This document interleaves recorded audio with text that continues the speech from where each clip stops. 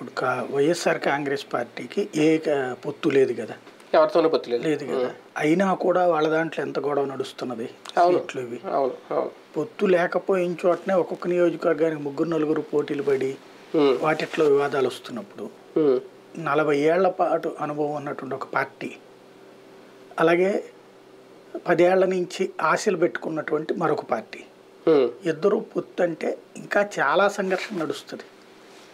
ఎందుకు అంటే ఇక్కడ ఒక పెద్ద సమస్య ఉందంటే, ఈ రెండు కూడా పొత్తు పెట్టుకుంటున్నది ఎందుకని, ఒకళ్ళ ఓట్లు ఇంకొకరికి ట్రాన్స్ఫర్ కావాలని, ఓటు ట్రాన్స్ఫర్ కోసం. కానీ సమస్య ఎక్కడ వస్తుందంటే, వీళ్ళిద్దరు ఓటు బ్యాంక్ ఒకటే. ఇప్పుడు రాయలసీమలో కావాలంటే జనసేనకి 40 ఇచ్చేస్తాడు చంద్రబాబు, తీసుకుంటారా? మరి ఎందుకని తీసుకోరు? అక్కడ పట్టులేదు కాబట్టి, అది పట్టలేదు. తెలుగుదేశం పార్టీకి కాస్త కొస్తో పట్టు అనంతపురం లాంటి చోట్ల కావాలంటే అక్కడ 52 సీట్లు 40 ఇచ్చేస్తారు ఆయన. 42 ఇది ఉంది కదా, అందులో కావాలంటే అనంతపురం జిల్లాలో ఒక 5-6 పెట్టుకునేసి మొత్తం ఇచ్చేమని ఇచ్చేస్తారు. కానీ జనసేన పోటీ చేయదు.